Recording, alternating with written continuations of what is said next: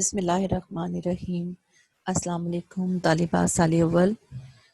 آج کا ہمارا یہ آن لائن لیکچر ہماری اردو کی کتاب کے پہلے سبق اسوہ حسنہ صلی اللہ علیہ وآلہ وسلم پر مشتمل ہے۔ اچھا، سبق کا آغاز کرنے سے پہلے چند باتیں میں آپ کو بتا دوں جو آپ سب کے لیے یاد رکھنی اور جاننی بہت ضروری ہے۔ وہ یہ کہ سبق کا نام، مصنف کا نام، اس کی صنف، اس کا ماخذ، یہ چار چیزیں آپ کو ہر سبق کی جو ہیں وہ اچھے سے یاد ہونی چاہیے، کیونکہ آپ کے اردو کے پیپر کے حصہ معروضی میں ایم سی کیوز کی صورت میں جو ہیں ان کے بارے میں سوالات آپ سے پوچھے جاتے ہیں۔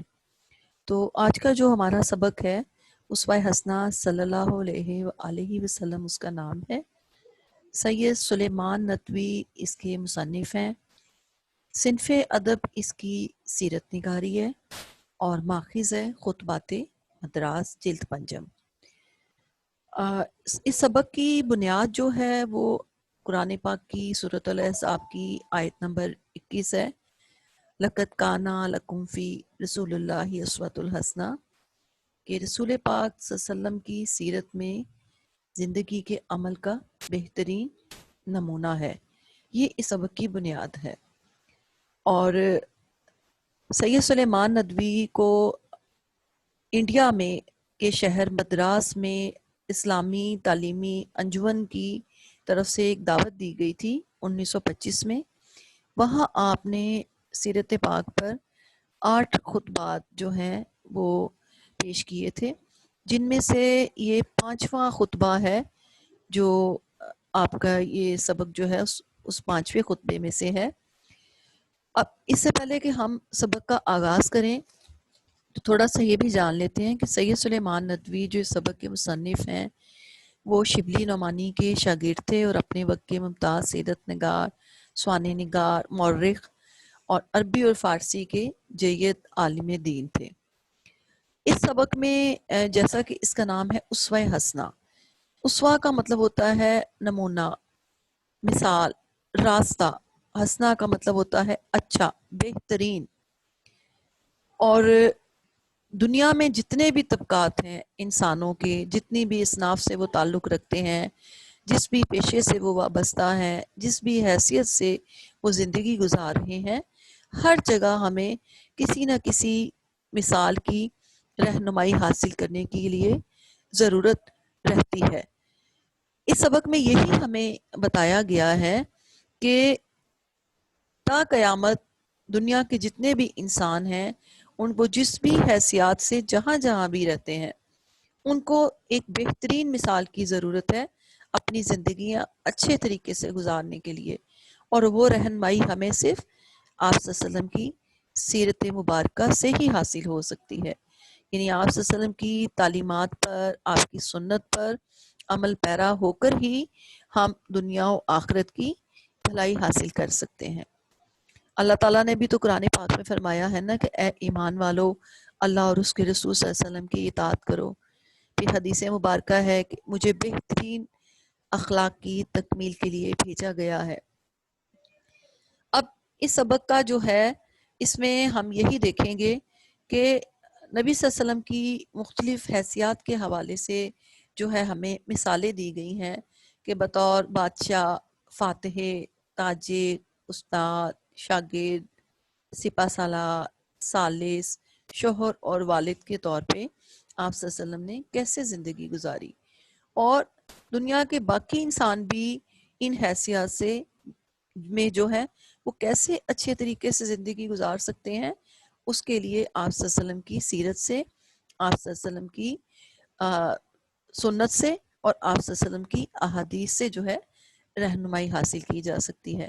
تو اب ہم ذرا اپنے سبق کی جانب بڑھتے ہیں۔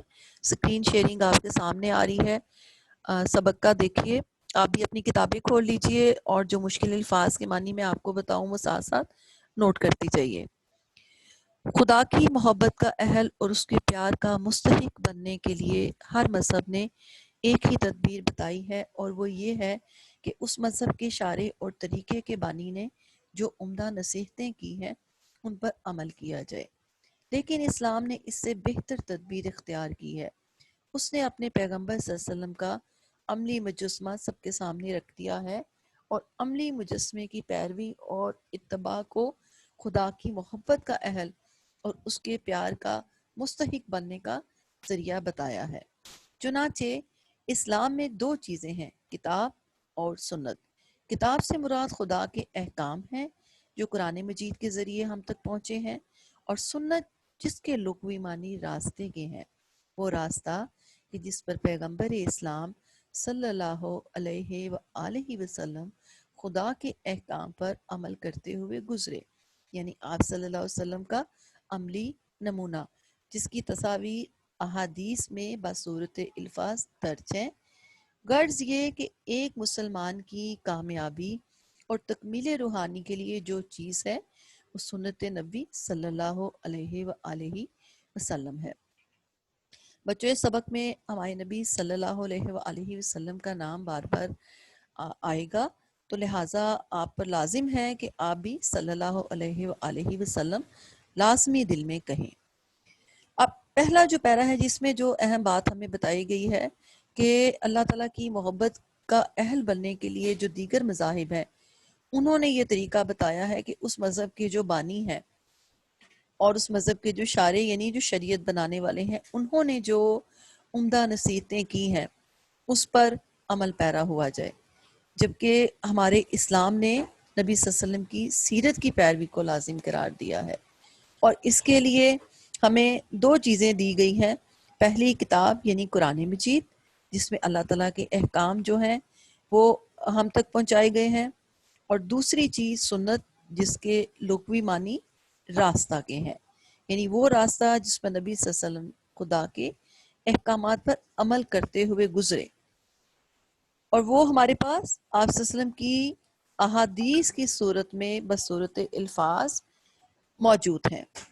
اور پھر یہ بتایا گیا ہے کہ ایک مسلمان کی کامیابی اور تکمیل روحانی کے لیے جو چیز ضروری ہے وہ سنت نبوی ہے، یعنی مسلمان جو ہے اس کا اس وقت تک ایمان کی تکمیل نہیں ہوتی یا اس وقت تک وہ کامیابی حاصل نہیں کر پاتا جب تک کہ وہ نبی صلی اللہ علیہ وسلم کی سنت پر ایمان نہ صرف ایمان لاتا ہے بلکہ اس کے مطابق جو ہے وہ اپنی زندگیاں بھی گزارتا ہے۔ اب دوسرے پیرے میں ہم دیکھتے ہیں وہ تمام اشخاص جو کسی مذہب کے حلقہ اطاعت میں داخل ہوں ناممکن ہے کہ وہ کسی ایک صنف انسانی سے تعلق رکھتے ہوں۔ اس دنیا کی بنیاد اختلاف عمل پر ہے، باہمی تعاون اور مختلف پیشوں اور کاموں ہی کے ذریعے سے یہ دنیا چل رہی ہے۔ اس میں بادشاہ یا رئیس، جمہور اور حکام بھی ضروری ہیں، اور محکوم، مطیع اور فرما بردار رعایا بھی۔ امن و امان کے قیام کے لیے قاضیوں اور ججوں کا ہونا بھی ضروری ہے، اور فوجوں کے سپہ سالاروں اور غریبوں کا بھی، افسروں کا بھی۔ غریب بھی ہیں، دولت مند بھی ہیں، رات کے زاہد و عابد بھی ہیں اور دن کے سپاہی اور مجاہد بھی ہیں، اہل و عیال بھی ہیں، دوست احباب بھی ہیں، تاجر اور سوداگر بھی اور امام اور پیشوا بھی۔ غرض اس دنیا کا نظم و نسق صرف اصناف کے وجود اور قیام پر موقوف ہے، اور ان تمام اصناف کو اپنی اپنی زندگی کے لیے عملی مجسمے اور نمونے کی ضرورت ہے، جو اسلام ان تمام انسانوں کو سنت نبوی کے اتباع کی دعوت دیتا ہے۔ اب یہاں یہ بات کی گئی ہے کہ اختلاف عمل یعنی کاموں کا مختلف ہونا، عمل کا الگ الگ ہونا۔ ظاہر ہے دنیا میں جتنے بھی لوگ پائے جاتے ہیں وہ مختلف صنف یعنی قسم سے تعلق رکھتے ہیں، اور دنیا کی جو بنیاد ہے، دنیا کا جو نظام ہے وہ کاموں کے مختلف ہونے پر ہی چل رہا ہے۔ یہاں پر بادشاہ بھی ہیں، عوام بھی ہیں، غریب بھی ہیں، امیر بھی ہیں، قاضی بھی ہیں، جج بھی ہیں۔ یہ مختلف حوالوں سے جو ہے مختلف اصناف کا ذکر کیا جا رہا ہے، اور ان سب کے لیے جو ہے وہ کامیاب زندگی گزارنے کا جو طریقہ ہے، جو ہدایت، وہ ہمیں کہاں سے مل سکتی ہے؟ آپ صلی اللہ علیہ وسلم کی سنت کے اتباع یعنی پیروی سے ہی۔ تو بچوں، آج کا ہمارا یہ لیکچر ہم اس کو یہیں ختم کرتے ہیں، بقیہ سبق ہم انشاءاللہ اپنے اگلے لیکچر میں اس کو مکمل کریں گے انشاءاللہ۔